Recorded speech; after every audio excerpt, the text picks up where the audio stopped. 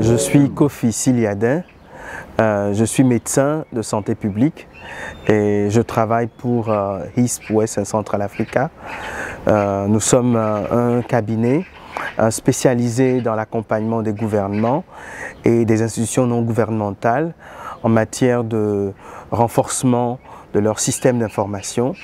Et nous travaillons avec les pays d'Afrique francophone, en Afrique de l'Ouest et en Afrique du Centre, et aussi avec les pays du Maghreb, un peu au-delà. Par exemple, nous travaillons avec Haïti. Et donc, voilà, je suis très heureux de pouvoir partager ce que nous faisons avec les interlocuteurs. DHS2, pour moi, c'est un instrument d'abord et une communauté. Un instrument et une communauté. Un instrument, pourquoi? Parce que c'est une plateforme digitale composée, je vais dire, d'un noyau et d'un ensemble d'extensions qui vous permettent littéralement de tout faire en termes de système d'information, que ce soit en santé, là on a débuté, mais également dans tous les autres domaines, que ce soit avec l'agriculture, avec l'éducation, avec l'environnement et maintenant de façon transsectorielle.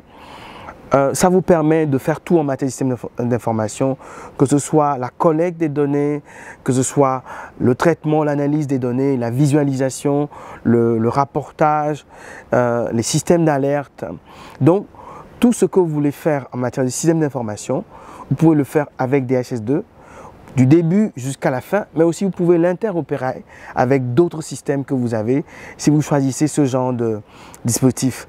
C'est un instrument totalement open source, ça veut dire que vous ne payez rien pour la licence, mais en plus du fait que c'est un instrument formidable, c'est une communauté derrière, une communauté de chercheurs, une communauté d'implémenteurs, une communauté de managers, une communauté qui est un peu disséminée partout dans le monde. Nous sommes aujourd'hui présents dans près de 100 pays et institutions. Vous avez des groupes HISP qui sont implantés en Afrique, en Asie, en Amérique latine, en Europe.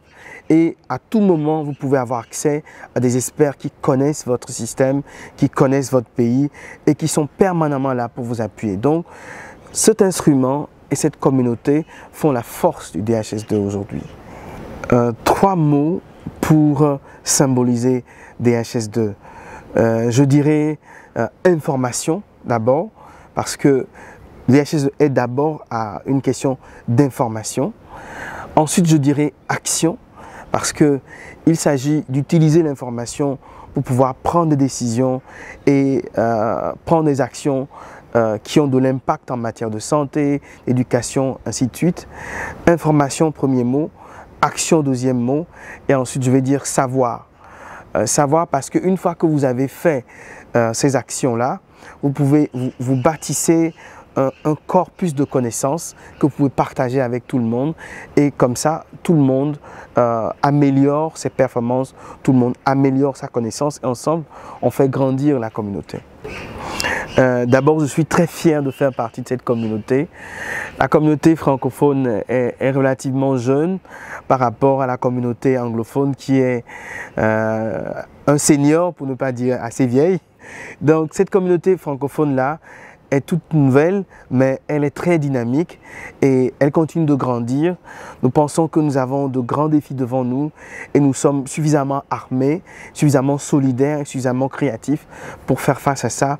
Nous attendons que nous puissions être toujours ensemble, partager les choses et voir comment ensemble on peut relever ces défis pour aider nos partenaires à se sentir plus forts, plus performants.